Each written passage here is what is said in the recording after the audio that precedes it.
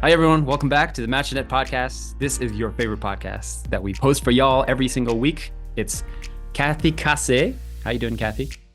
I'm great. Thank All you. right. She just got off of a personal training call with one of her clients, and that was nice. Nice to hear how that was going for your hmm business. I actually think maybe we should talk about personal training and fitness at some point. I'd love that. Yeah. Yeah, I think it'd be cool from like a female and male perspective, from your professional experience and my street experience working out.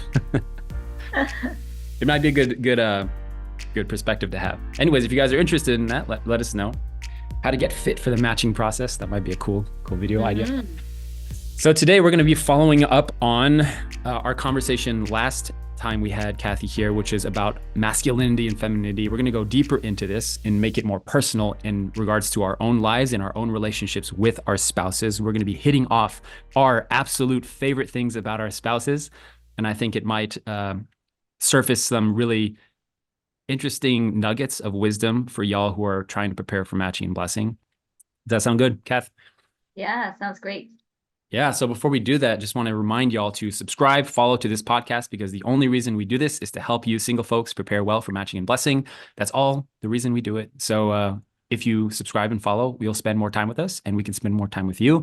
And more than likely, you will start making good decisions in your life towards the matching and blessing. All right. We have tons of episodes here for y'all. So go through them and see if you like any of them and listen in. All right.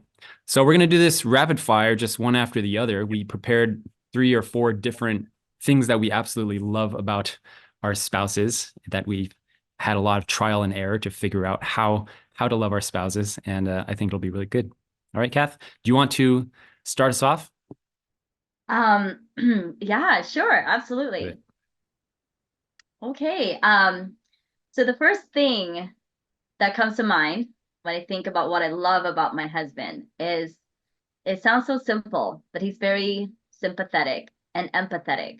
And I think that's a very important quality to have, especially from a masculine perspective, right? A lot of times this doesn't come natural to men.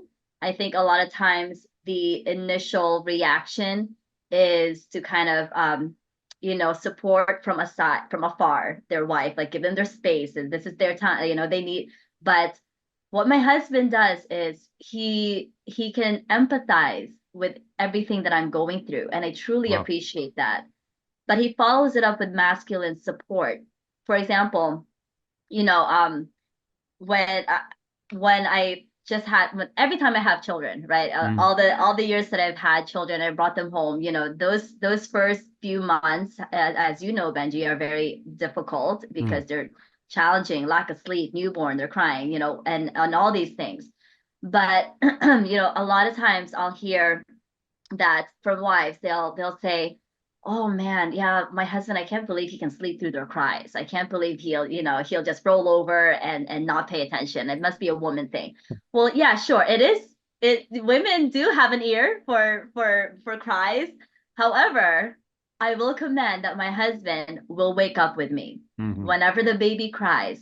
He'll say, you want me to take him to the living room, rock him to sleep? And even though I know that that's not gonna do much because I'm their food source. I can put them down. He's willing to do that. He was willing to wake up at 2 in the morning, go to the living room, and try to rock him to sleep just so I can have Yeah. another 30 minutes to nap or something. I'm laughing because I've done that like once and my wife was like, no, it's okay. And then I never asked again. But your husband, he keeps doing it, right? He keeps offering. Yes. It's like, that's great, man. So I have to say I put that in the forefront because women, we feel loved when we feel safe and when we feel supported. And when your spouse can make you feel safe and supported, that makes a huge difference in how our chemistry as husband and wife will flourish, because I think that's lacking. A lot of times, we hear a lot of stories and we laugh at it. The husbands will just take their pillow and go to the next room or something. And the wife will understand. But when you do that extra effort to love and support your wife because you empathize and you sympathize with what she's going through, that's 100% a winner in my books. So that's Mm. the first thing I comes to mind when I appreciate my husband. So I have a few questions because that is definitely, I would say, a unique character trait, right? Yeah. And so what has he always been like that? Or has he kind of developed into that over the years? Um, I will say I think he's always been like that. And I don't think it's been brought out more until we got blessed. Um, I will remember this one time, um, the very first very so he was visiting my family. We had been blessed for about a year, but I have a big family in Canada, so we all slept like four people to a room whenever we go to like vacation. So we're all sleeping on the floor, and my brothers and sisters are around. And this has been after just 1 year of being blessed. And in the middle of the night, he wakes up and he sees that one of my brothers was missing a blanket and it was cold. So he actually gets up and covers my my brother with a blanket, and I'm like, that's really touching, like I feel like he outwardly he presents himself as a very confident, very serious person, but in his heart he's always kind of been like, I care for these people and I don't want them, to Yeah. hurt or to feel, whatever negative insert word there. Mm. But I think it's always been there. Yeah. Well, that's Albania for the win, right? He's Albanian. I swear, if I was a woman, I would go to Albania and I would just be like, who can I marry? I swear to God. I swear. I know a lot of Albanians and Yeah, like European men in general. Right? yeah, These guys are cool. yeah. I think so. There you go. Maybe for my daughters, I'll Yes, have them yes. marry a Albanian man. Go the European route. We'll see. Yeah. No, no, I'm kidding. God has hand. I trust in God's hand more than my own for sure. But I will definitely consider Albania for sure. So that's great. So that's your husband. That's how he is. That's the kind of person he Mhm. is. Wow. Yeah. And so can I ask what other situations is he portray character traits of empathy and sympathy? Like when you're like if you're feeling really stressed and as people do, and you're Hmm. being, you know, maybe unnecessarily mean Yes. and hard as we Hmm. do, right? So Yeah. how does he take that and how does he respond as the person he is? Um, this is a good question because let's see. I out of the two, I'm the one that's very quick to, to be snappy. Mm. And Really? Oh, interesting. Oh, I had no idea. does Wouldn't that have guessed. surprise you? Wouldn't have guessed. But but the way he responds is I was floored the way he explained this to me one time. Mm. I remember he was um a little bit of a backstory. I come from a family of six, and he only has one brother, so he's got a smaller family size than I do. And so when he got blessed into our family, he had to learn how to deal with a lot of people at the same time, and I think that was hard for him to to maneuver. He's like, it'll almost be like, wait, we have to do everything together.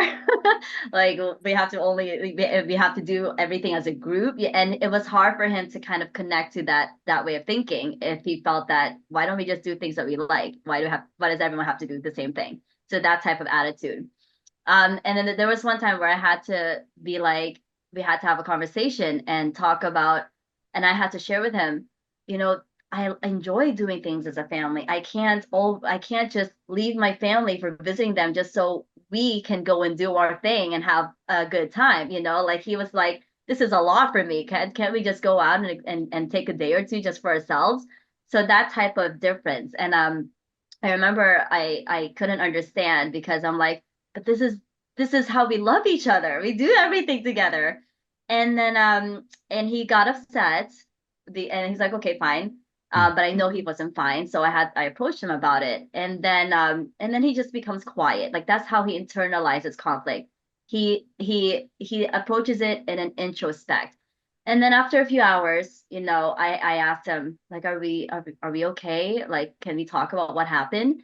And he would say, no, it wasn't you, it wasn't anything. It's just me. I'm stressed with work. I feel like I just needed to spend time with just you, and do things that are familiar. And I was like, oh, instead of blaming me and how I handled it and how I approached him and confronted him, it's always taking Mm. introspective approach and thinking that it's what he can do better, how he could have responded better. And I was like, wow, because my initial reaction would be that person needs to do this better, but instead he's never like that. So yeah, so that's kind of a difference, and what I Mm. appreciate about how he handles conflict versus how I do it. Yeah. Yeah, that's great. I'm hoping that as we're going off of these qualities, where people are learning about the traits of men and women and masculine and femininity and how it plays in an actual relationship, right? And how we balance each other, you know? Okay, cool. So we got more for y'all. I'll hit off my first one in my list. So my wife and I, every year on our anniversary, we do this thing, a tradition where we list the qualities that we like about each other, and it has to be different every year, and it has to be the number of years that we've been blessed. So, for example, this last October we celebrated our 13-year anniversary, and so we had to list 13 things that we love about each other. And it's a Wow. challenge because you have to come up with new things, and it's really usually funny because it's sometimes really like quirky or nuanced things that you didn't think about, you know. For example, this one made me laugh a lot. Usually my wife, we eat Korean fried chicken like every week because I love Korean fried chicken. And anytime it's like, oh, what are we gonna eat for dinner? I'll say Korean fried chicken. We're getting Korean fried chicken. And I'll just order it from Uber Eats and it'll come directly to your house. And while I'm eating this chicken, I say the same thing every time. I say, this is the best day ever. And I just, I say that every time. This is the best day ever. And I've been doing this for years, right? Saying that phrase. And my wife was like kind of like annoyed at it. It's like every day's the best day ever. Come on. I just made like this amazing meal yesterday and now you're just eating fried chicken and now today's the best day ever, right? It's kind of like childish to her. And then during our anniversary, she listed her 13 things that she likes about me. And that was one of them was she appreciates that every day is the best day ever for me. No matter what, like I'm just like you give me some good food, some good company, some good time with my kids and wife. It's like it's just amazing. So that was one of the like for example, those one of the like nuanced, funny things that we have that's going on in a relationship. Uh, Apart from that, a lot of hers were like just as like little jabs at me. The first few will be things like, "Oh, I really admire how long you can go without taking a shower." Stuff like or like I really admire how infrequently you change your underwear, like stuff like that. Just like little jabs to make fun of me and turn it into a compliment, but it's not really a compliment, that kind of thing. Um, so I'll just give three though of mine. The first one I said to her is that she believes in people, especially she believes in me and she believes in our kids. And it's always moved me because when I think about my life and the trajectory of our life, getting blessed at 18, having kids 22, not really having a career, not really having a direction in life, not knowing what we're doing, not knowing if anything in life will work out, not having really great particular set of skills, to use in life. And she was always like, you'll figure it out. We'll figure it out. Like that kind of mentality. She was never, ever for a second stressed about, are we going to be able to pay bills? Are we going to be able to live? Are we going to be able to raise kids? It was always like, everything will work out no matter what. And she said that like utmost confidence that I think you can only get when you've lived through hard times and you've seen what living on, a difficult life is like. Because she grew up, from her perspective with like nothing in terms of finances in Japan, in terms of comfort, in terms of getting like she never received a present her entire life until she was an adult from her parents for Christmas or birthdays. She, went through that kind of life. And so it's her perspective on things is like everything works out. It'll be fine. You'll be fine. And I don't think I would ever have been able to swing big in life and make big decisions like moving to New York, to, pursuing a life in ministry or any of that if she wasn't like, you can do this. And she's like 100% confident in me. and in Mm-hmm. the kids too. And that's really moving, especially because I have incredible self-doubt a lot of the times. I seem like a very certain person, but I think I doubt myself more than anyone can really know. Like everything I say, everything I do, every podcast I make, every video I make, which I've made hundreds and hundreds of, every sermon I give, I will watch it back like 2 or 3 times at least, and I'll pick apart it and I'll say like I should have said this, I could have said this better, I could have taught this point better, and I'm very critical of myself in every decision I make. And so it's nice to have someone that'll just be like, it doesn't matter. Like she's like that. She's like, it doesn't really matter. Just it's fine. Just move forward. And I think that's how God sees us. You know, that's what I've learned, at least in this dynamic with my wife, is that when we ask God the most important big decisions in our lives, like who to marry, where to go, all this stuff, and we're really deliberating between, should I get this house, or buy this car or not buy this car? Or should I study this in university or not? At the end of the day, at the end of our lives, I think God is just like it doesn't matter what you do. Just make sure you're doing it with love and make sure you're doing it with the people that are important to you. Mm-hmm. That's it. Mm-hmm. And I think if you ask God, it's just like, it doesn't really matter. Most stuff, of course, some stuff matters, right? But the vast majority of the stuff that we deliberate over, like, it doesn't really matter. So just choose something and it'll work out. And that's Mm-hmm. what I've learned from my wife, in the sense that she's been like this, right? And Mm. for our kids, I am often like, Cathy, like when your kids are really acting up or having a fit, it's really tempting to look at that and be like, what am I doing? Or kids are fighting, like, oh, I wish they wouldn't fight, and we kind of extrapolate and project this situation into eternity. It's like, oh, Mm. my kids are going to be like this in the future, right? Or something like that. Yeah. And it gets really hard as a parent. I think people listening to this can remember their parents like being really stressed when you're fighting, and the reason is because we're afraid of the outcome. Like we're Mm-hmm. afraid of kids having bad relationships with each other. We're afraid of the end result of our kids being like this. And so I've had this tendency of like just being uncertain or stressed about my kids and are we doing a good job with raising them? And I've asked my wife this a lot, like, what do you think? Like, are you not stressed at all? And she has over and over again said, like, 100%, like, they'll be fine. Like, she's not Yeah. for a second worried that our kids are going to not make it in life, Mm. which is a really rare quality to have in a parent. She's like, not even a second. And I'm like, how do you know that? And she says, same thing. She says, because my kids don't answer to me, they answer to God and their Wow. conscience. And I'm like, think about that for just a second, everyone listening. You do not answer to your parents. Ultimately, you answer to God and your conscience. And when you realize that, it really hits a nerve. You realize that like the sky's the limit. And it's none of this games of like, oh, should I do this? Should I do that? Should I, is it okay? It's like at the end of the day, what really matters is what does your conscience say? And what does God say to you? And you have to answer to that, you know? Really common question. It's like, oh, can I recommend a person to my parents for a matching candidate, right? Or is that okay? Is it not okay? And all these questions of like, is this okay? Is that okay? They're endless, right, Cathy? Like the questions that we get about this kind of stuff. And I think fundamentally, the reason I don't like those questions is because the entire premise of is it okay or is it not is assuming that the thing that makes a relationship or breaks a relationship is that factor. Whereas in Mm. reality, it's not if you do this or don't do that, that's going to make a relationship succeed. Because we have situations where people do recommend a candidate to their parents and it works out great.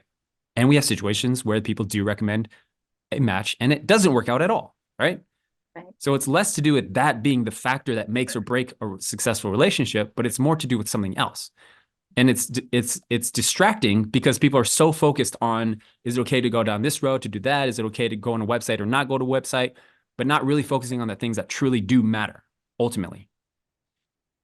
And if you focus on the things that really do matter and don't be distracted by the things of those things that are like minute in comparison to the big under the iceberg factors that contribute greatest to a successful blessing, then we're not distracted. Then we can focus.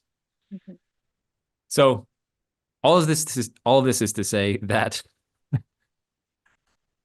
I love that my wife has this really big vision of like, it's okay, it's fine, you know. And she doesn't even have to try to be like that. And I think it's only because of her life experiences and that's who she is. Anywho, that's all I want to share on that. Wow, no, that's awesome. That's really incredible that your wife has that kind of certainty. Um, I mean, I feel like in a way I can kind of relate to how she's feeling. And I think I have to commend that the reason why we can say that a big part of it is probably because our husbands are doing a good job. So she sees in you and she trusts what you're doing. And I think it makes her feel confident in that you're carrying her and your family to where it needs to Mm, go, despite how you may see it, despite how worried you might get and overthinking things. Because I feel that I am confident to say that about where my kids and our family will be because of how much my husband is working, how much he is trusting God. I feel like because he's got such a compass, even though he overthinks everything, like at night, he can't sleep because he's rolling back the whole day of what happened, every single moment of it, and he's thinking about the next day. I can put my head to bed and just like knock out. I don't mm, think about those things, partly because I'm so confident in him and the direction that our family is going because I trust where he's leading us. And I feel that that's a good thing to that your wife can be so confident because that shows her trust in you and her trust in the way you're leading the family and how God is playing a role in mm, handling this whole situation. So I think mm, that's an amazing perspective. mm. Yeah, that's really interesting. I never thought about it like that. Thank you. I guess it's definitely a balance. We're playing off of each other, right? Mm-hmm. I guess one example of that would be when we were pregnant with our first son. She was diagnosed with a ovarian cyst, a very, very large ovarian cyst, like the size of a baseball. And she had to make it. We were living in Japan, and she had to make a decision to remove the ovarian cyst while she was pregnant, which would result in the likeliness that the fetus would die, our son would die, right? Or to wait and then for the baby to be older so that she could remove it later and it'd be safer to remove. But it might be cancerous, and that would be the risk. Is that if it was cancerous, it would be dangerous, detrimental to her health. And so, being in our modern world, we went to a bunch of different doctors, and they all recommended to abort the baby so that she could save her life, right? And my wife was like, "Hell no!" Like, like all of these three or four medical professionals we went to, they're like, you should abort this baby because Mm-hmm. it's detrimental. It might be cancerous and hurt your life. And she was like, hell no. And she reminded me, she said, if I seek to live, I will die. And if I seek to die, I will live. And that was Wow. going through her mind. And I was like, that's that's beautiful. But also Wow. in hindsight, like you're saying, I think because I was very certain about the decision myself. And of course, I wanted to leave it up to her because this is her body and her life, right? Mm-hmm. But I was very confident in my feelings about it, and I think I had this feeling of like, we'll be okay. I think there's God's hand in this situation. This is a Mm-hmm. story we will be able to tell our son later, and he will know that he's a miracle child his entire life. And I kind of saw that long term, and I think she felt that confidence in me and was able to make that decision. Um, but yeah, That's beautiful. And actually this kind of plays in my second thing that I appreciate yeah, about my husband is he knows who he is. mm, And we actually have a very similar story with my first daughter, my first yeah, child, and that I was around 19 weeks pregnant with her, 19 weeks along, and we had our I think second ultrasound with her, and they noticed that she's got like some fluid behind her neck, and they said this is a big sign that she could have Down syndrome. mm, So you're early enough that you could abort this child. And without a question, I was mm, like, I'm not gonna do that. Mm. Even if we have to live with a Down syndrome child, that's fine with us. God will protect us. It will be just fine. But you always, as a woman, look to your husband, because if there's a doubt in him, we'll start doubting our decisions. For we as women, we gain a lot of our strength, a lot of our confidence from our men, because we feel like they are the rock for our family. And because my husband is like, that's not even an option. So I felt even more strong and convicted in my decision. Mm. And thank goodness we didn't abort, because look at our Mm. children. Yeah. They're perfectly fine and they're healthy. But yes, so I think in a man, because you are, by default, and how God created things, you are by default the subject. Obviously, in divine principle, each person can have a chance to be subject, object, right? But by default, the man leads the family. The man receives this as his role, and I think as women, in our nature, we look for that rock, for that stability. And when we have a husband, a counterpart that can guide us and direct us, because and they know who they are, it makes us even more convicted in how we can shape ourselves. Like I think I've mentioned before, before I met my husband, I was very much, because I was in college, it's all feminism here. I don't need a man. Mhm. I can take my time finding my spouse. I was like that. I was being molded like that. But when I first had that initial conversation with my husband, they didn't fall in love with how he looked. I had no picture of him, but except for a little tiny thumbnail on his profile. I could barely see it. But when we had that conversation, I fell in love with, wow, he knows exactly who he is. There is no changing this man. He, like, true father, true mother, our principle always says you need to be unchanging. That's why the word true is in front of everything that we are trying to claim back for God. If you Yeah. were a true person, you know exactly who you are, and nothing will change that. So I feel like because he knew who he is, I felt I could relax. I don't have to be this alpha female. I can be that true feminine that I'm looking for, because he's got it. I don't have to step up and try to raise up a little boy. Like Mm. this is a man who knows where he is going, what he wants and where he is going. So I thought that was an interesting story you shared, because I feel like I Yeah. felt, you know, similar situation. Yeah. Amazing. So that was your second point, right? That he's a rock. He's a He's a, rock. And my third yeah. point was, and he knows where he's going, right? I think it kind Yeah. of Oh no, composes not your. Let's not go into your third point yet. You have to say it. okay. We're not done yet. We're not done. What I'm Yes, so getting that to, is my yeah, second point. He knows who he is. yeah, That's my second point. that's interesting. I, what I'm getting here is that my opinion and what I've observed from many years of talking with couples and men is that everything is men's fault, and I will stand by this. And I know people who say, "Oh, everything's men's fault." I believe that. I think if women are like you're saying in your words, right? These kind of like a yes, like a alpha females. Is that the word you say? Yeah. I think if women go extreme in that direction, I think it's men's fault. I think it's because there's not a man, father first, or man, husband, spouse in their lives that is Mm, going to be solid for them. And I think that the more that men lean into that role of a real true masculine man, not a, what's the word? Peacocking, boastful masculine man, but a true nature of what God's essence of a man is, I think women naturally become a naturally God essence of a woman. yeah. And guess what happens? Opposites attract. It's amazing. And Hmm. what doesn't happen is that the same thing, if they're not opposite, the opposite of opposite, same. If you have two negatives, they will detract, right? Right. It's just how it works. Right. That's biology. You know what I'm saying? Hmm. So I Hmm. think it's men's fault, and I'll stand by that. It's men's fault. It's I Adam's was fault. It's I freaking Adam. wasn't sure where you were going with that statement. I was like, oh, really? But I understand. Men's fault. um, it's men. Yes, it's because of men. Um, I was reading up on some. So actually, my husband joined a men's group not part of our church, but just a really good, wholesome Christian group of men who are trying to become a Whoa. masculine but God-centered man for their wives and their children.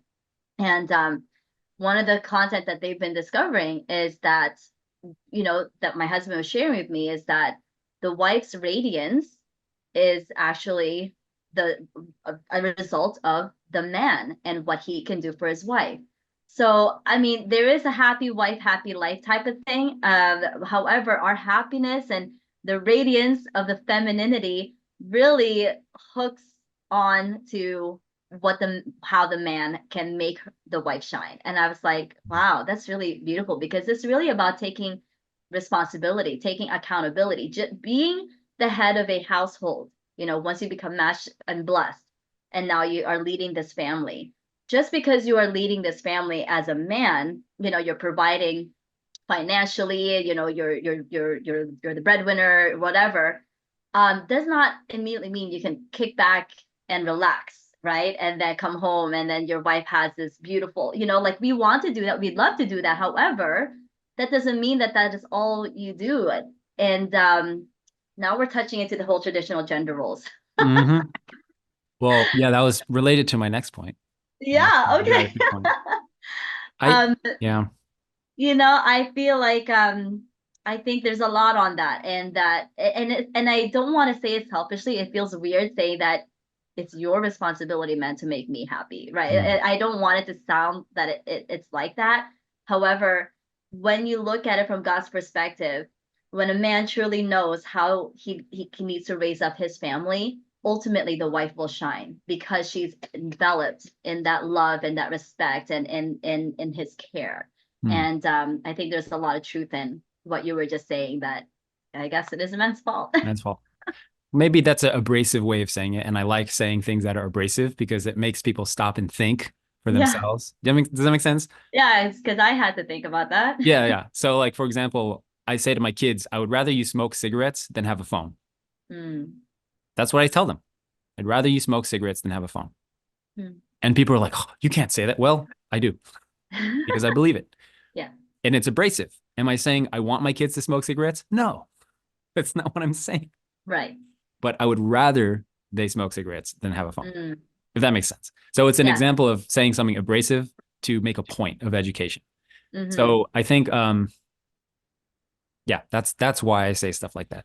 I think Mm-hmm. that maybe a better, lighter way of saying is it's men's responsibility. Yeah. Well, that's also not entirely true because it's also women's responsibility, right? Right. But I don't know. But also on the flip side, I perceive myself in my relationship with my wife. I perceive that when I started off this relationship, I was very sheepish in my masculinity. That's how I think of myself. And because I don't know if it's not entirely true, and I'm kind of unpacking this live here, but I remember many times where I was just like very uncertain and wishy-washy and emotional and reactive, especially when she was not feeling, emotionally stable, or she was going through postpartum stuff right after having the kids, or, you know, just not standing up for what I believe in and just moving forward with confidence. I feel like I was a lot of that. And I'm trying to think of what changed. And I wasn't originally like right now, I feel very confident and certain about stuff. And I'm in a really good place in our relationship. Like my wife can have a really bad day and it won't affect, like I'll listen and I'll hug her and I'll hold her. And then she'll try to like stab me and twist the knife, right? As sometimes people do when they're upset, right? She'll Yeah. say stuff. Like here's an example. I came home one day and she was kind of stressed because she was with the kids all day and they were, not being loving to each other, whatever. And then she was like going off and like, oh, stressful, stressful. And then she starts kind of attacking me and pointing out flaws in me, right? And so instead of like reacting, which typically I would normally do, is like trying to defend myself or fix her or say how she needs to like all this stuff, right? Instead, I was just like, got it, honey. Give her a hug. And I took the kids and we went to the park. I was like, you take Mm-hmm. the kids so mommy can have some time alone. We're going to go to the park, right? And as I was leaving, she was still like going off at me. And and I was like trying to be loving to her, right? And then she tried to twist the knife. She says, you're only doing this because you want to have sex later. Right? Well, People do that, right? And then so if she's really down, she'll say stuff like that, right? But if I was really unstable in my emotional state, I would have been like defensive, like, what are you talking about? I'm trying to take the kids out. I'm trying to, right? But I was right. like, gotcha. You need some time alone. Like, I got you, mommy, right? And we just took the kids out and it That's completely growth. transformed the week. Like our entire Yeah. week was transformed because I came home and of course she's like, calm down. And understandably, guys, like, Cathy, being with kids all day, it's like, it's It's hard. hard stuff. Being a parent is freaking hard.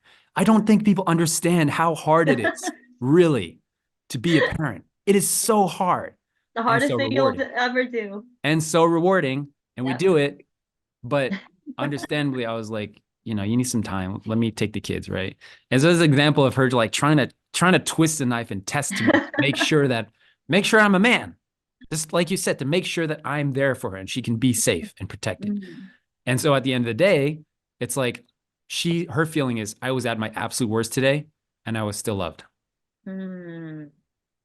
And that's how one person can change a relationship, Mhm. you know? But if I didn't feel like I know with confidence I'm loved by God and in that state of being filled, like completely filled up, then I would not be able to do that. And I haven't been able to do that for many years, actually, in a relationship. But Mhm. I think it wasn't until I learned how to receive grace and love and connection from other people outside of our marriage, right? The reality is it would be amazing if you could both spouses could just like support each other and fill each other up. That would be fantastic. In an ideal world, that'd be great. The Mhm. reality is that there are times where that's not possible because you're just both running on empty, you know?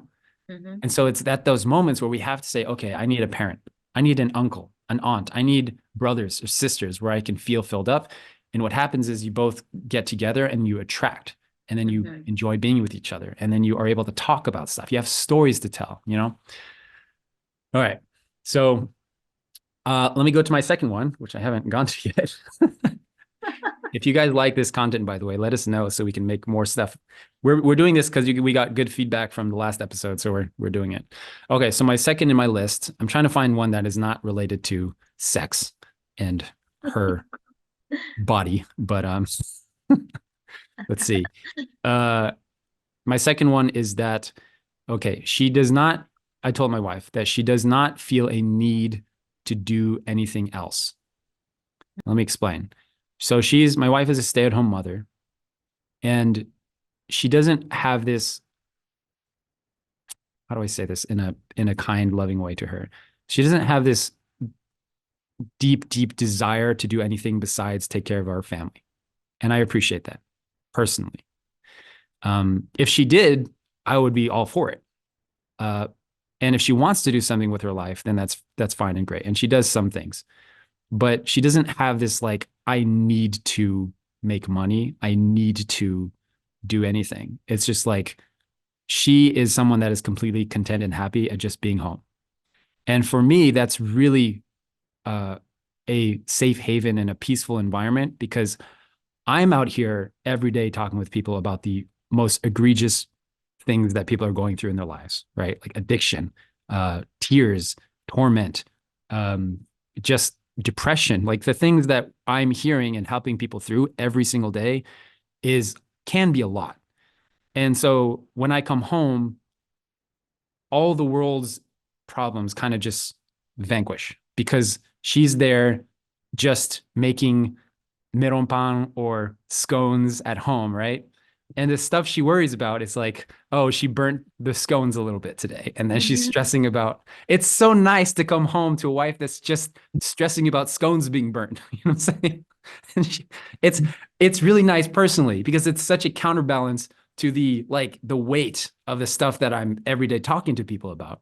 So I would say that I really appreciate that about her, that she prefers to be home and she prefers to just be with the family and be with the kid, right? Mhm. Again, if she had some ambitious like drive to want to like be a matching supporter or um, want to do something, I'd be like, great, like let's find a space to do that. But personally, I like that she's kind of just like she's chill, Mhm. just to like I'm okay just to be here. And if she had her way, she would just stay home all the day, Mhm. every day, and that's cool, right? Yeah, that's it. Oh, wow. Um, Yeah, I love that. I love that your wife can provide that safe space for you. And actually, I had a question, Mm. because we're talking about how men, true masculinity can bring out true femininity, but I'm wondering, do you feel, Benji, that her true feminine characters have helped you become more masculine? I think that she has pushed me a lot. I think she has. Uh, she has pushed me, and I'm trying to think of an example of this, but it's kind of like this constant feeling of like you can be better.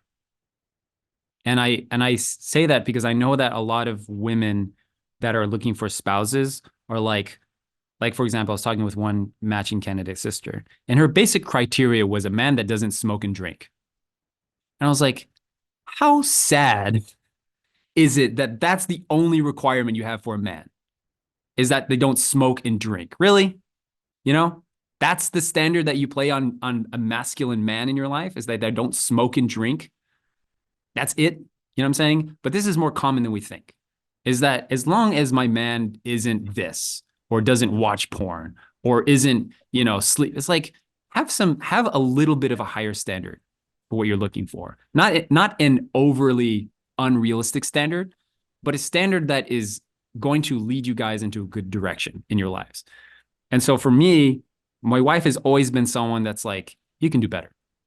Like you were talking about, taking care of the kids or your husband offering to watch the kids at night and put them to sleep, right? My wife has always had this like you can do better. You can be better about her. And not in a like judgmental or harsh way, but just like an overall never feeling content with who I am.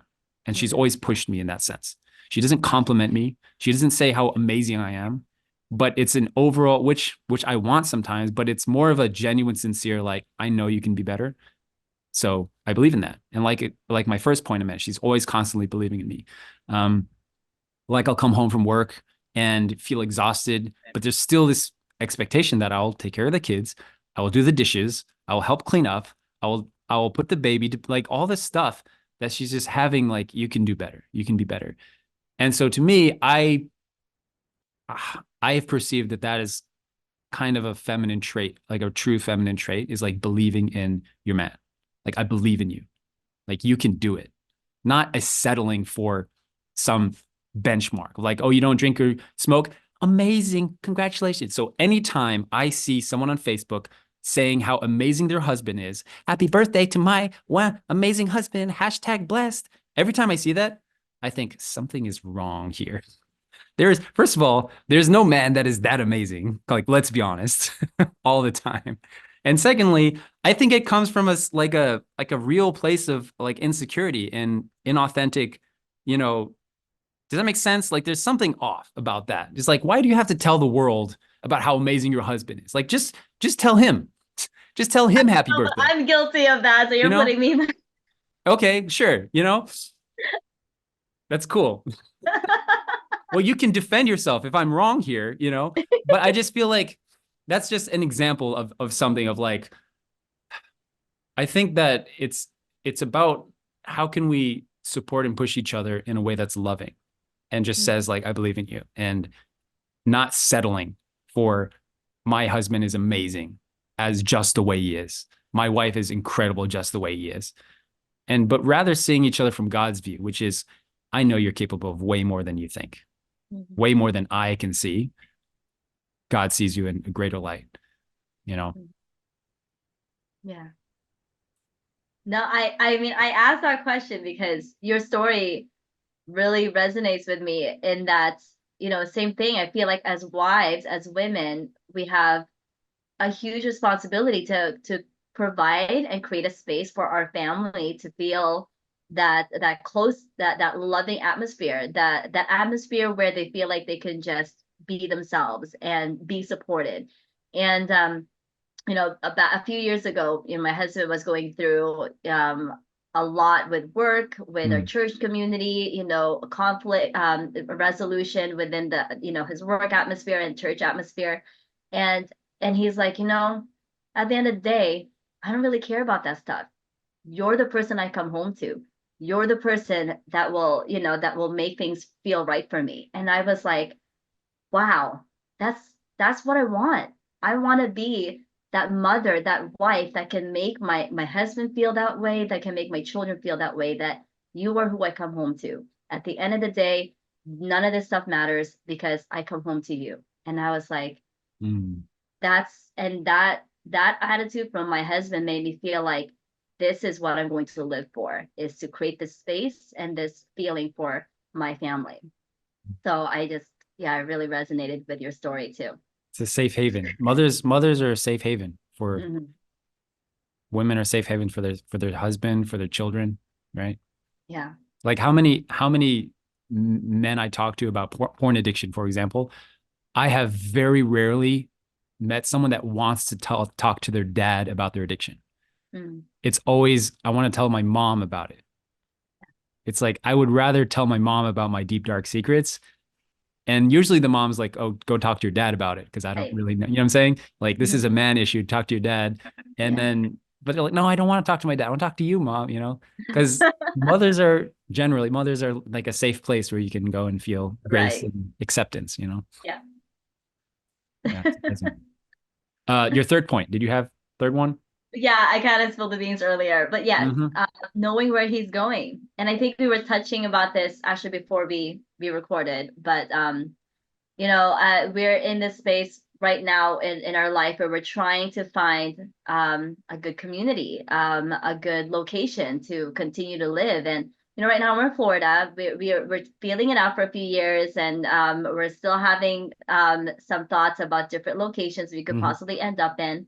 Um, but at the end of the day, even though we're physically floating around, trying out different locations, um, what I appreciate about my husband is he's so confident that wherever we do end up, that we will flourish.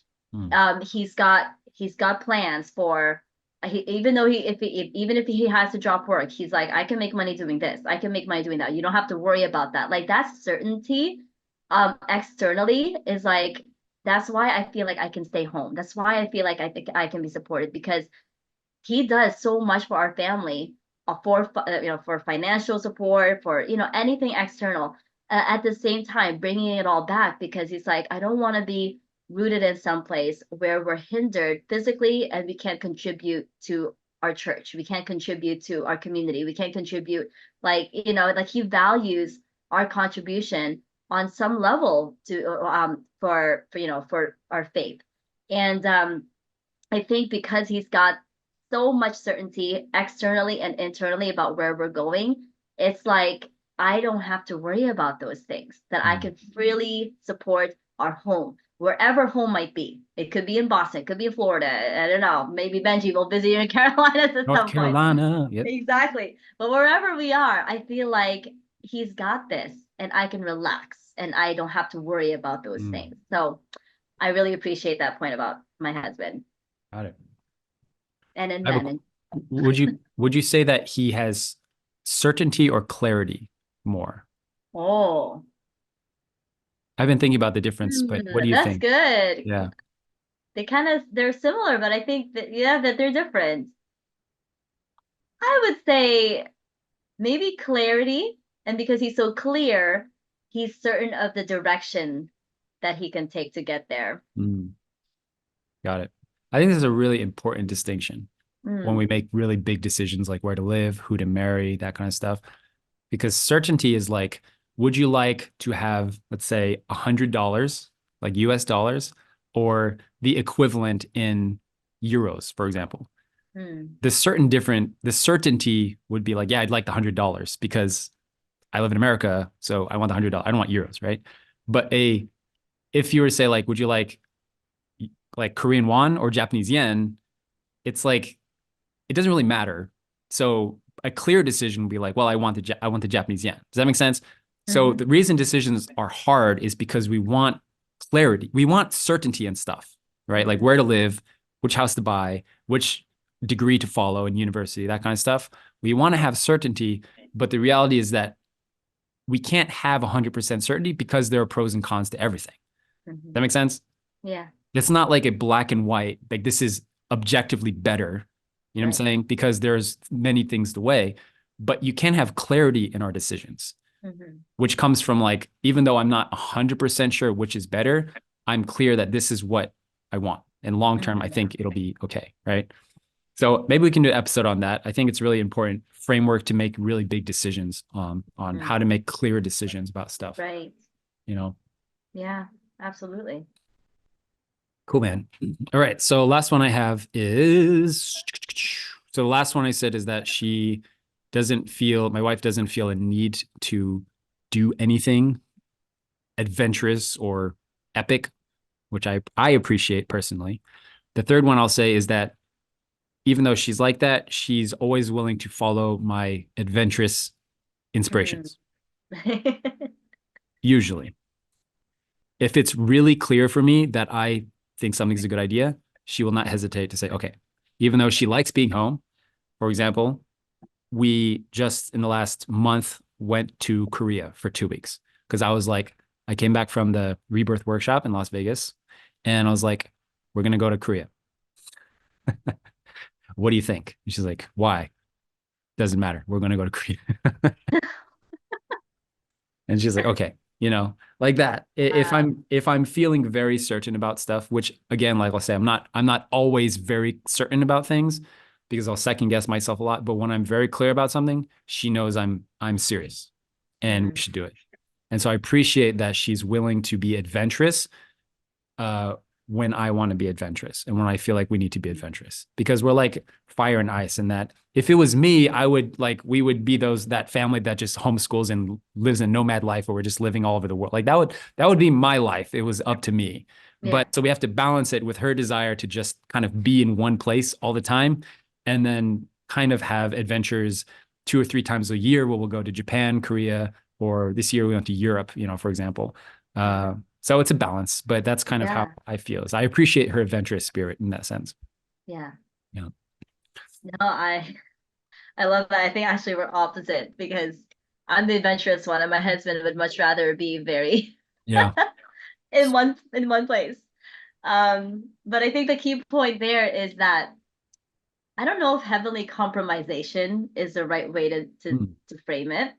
But like for example, I love to do like adventurous things. Like let's just one day I just want to go on a road trip. Like there was a Black Friday sale. I recently bought a road trip for one day where you don't know where you're going, you just open envelopes and it takes Oh, you places.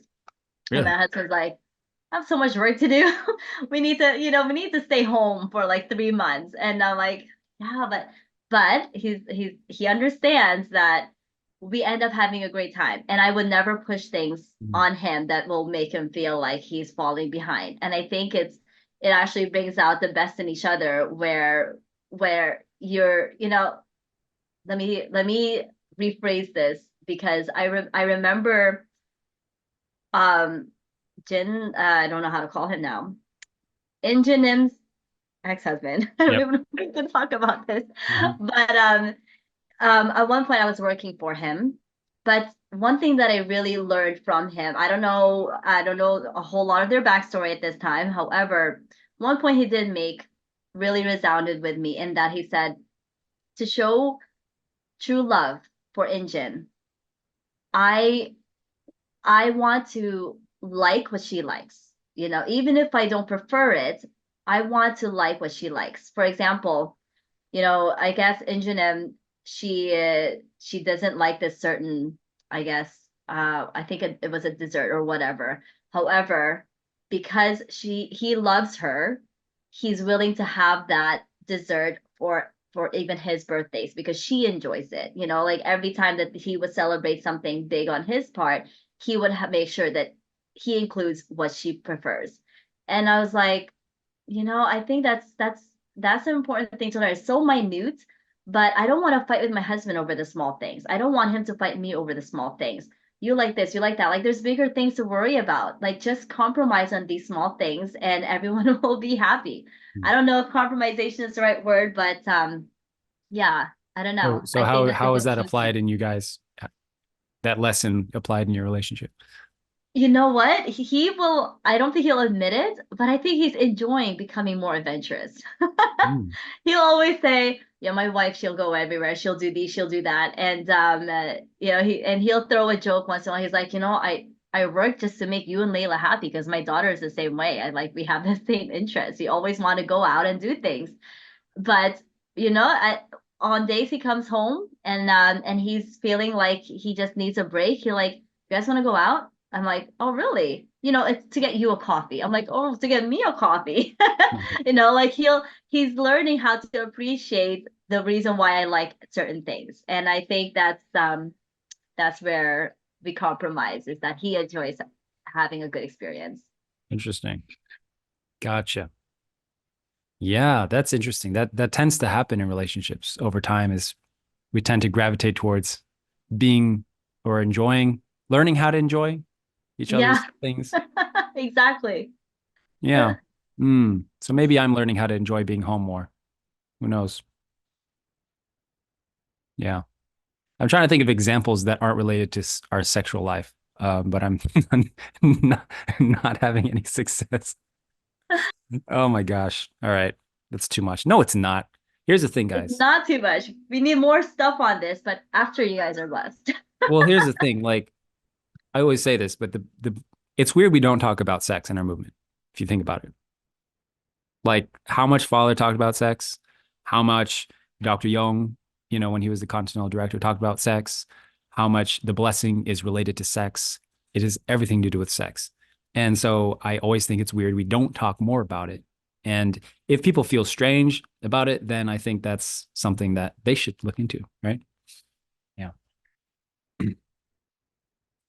I agree. I'm sorry, my husband is working now, so the baby is right there. But sorry Okay. if you hear him Okay. crying. Okay.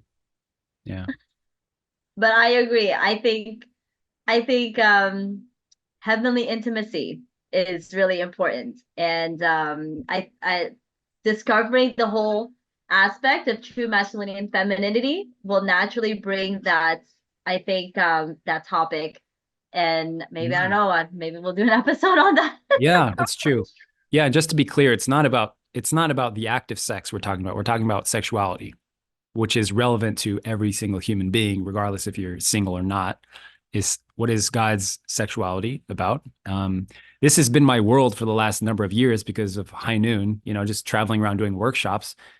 So yeah, there's a lot to unpack there. But if you guys are interested in sexuality as God's intended and according to how true parents have portrayed and educated on it, then we can definitely dive into it. You're the Hundoke expert, right? Here.